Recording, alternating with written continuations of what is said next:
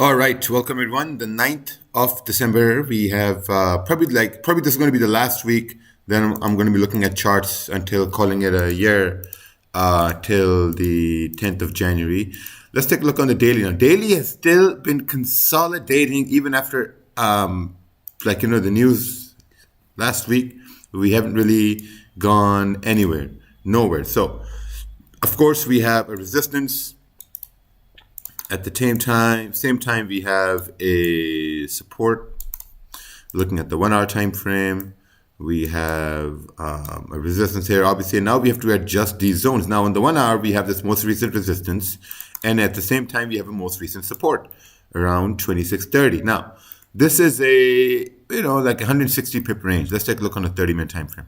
Looking at the 30-minute time frame, of course, we have the support. The 30-minute candle is still open here, so we don't know whether we will reject this area or not, but just by looking at this now, I think this is support established here. So now, on the 30-minute time frame, we see that the candle is still open, but on the 15-minute, we have some more information over here, right? So we have formed a minor support below 2634. You're looking at like a 65 pip range. So the only reason we're looking at the 15-minute time frame in this sense is because the ranges are pretty big. I mean, below 2634, you have like a 65 pip range of price to push down. So I think that's going to be a pretty good idea to kind of wait for something to happen for price to break below that area for price to move down. At the same time, if we're looking for buys, I think above 2639, this is like a 3738 pip range. The only reason I'm looking at anything above 2639 is because, there are these wicks.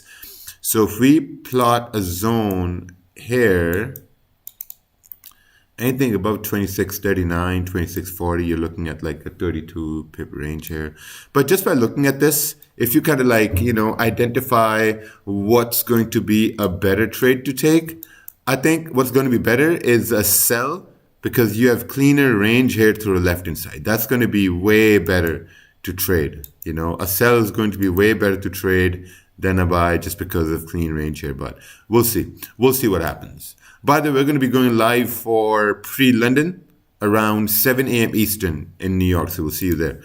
Now, looking at pound yen, starting from the daily time frame, daily rejected this area, probably trying to continue to push down. Looking at the weekly rejected, but let's take a look on the 4 hour now.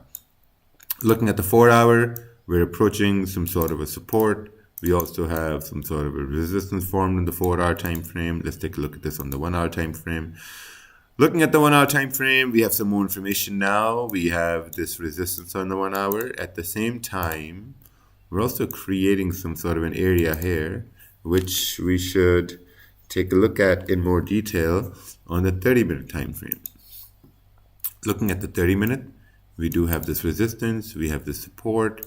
Looking to the left-hand side, you're looking at like a 10-16 pip range. So just by looking at this below the support, you have like a 13 pip range. It's better to make this zone right over here, because what are you going to do with a 13 pip range? Are you going to take a sell in 13 pip range? Absolutely not. All right, let's take a look at this area on the 15-minute and these wicks here on the 15-minute. So in the 15-minute, obviously, now we have some better information here. You have much solid areas here in the 15-minute time frame. I mean, we need to break above 191.240 for price to move up, clean range here to the left-hand side. At the same time, looking here in the 15-minute, if we have this zone, boom. So below this area, you're looking at probably this wick fill, which is 35 pips away, which could be something of interest. Probably coming down till 189.920 as well. Yeah, like in the 47, 45 pip range. So I think that's going to be a better idea. So yeah, I guess on pound yen, there's going to be some sort of waiting involved. This whole area between 191 and here, I'll call this as like a no trade range, because we're just consolidating.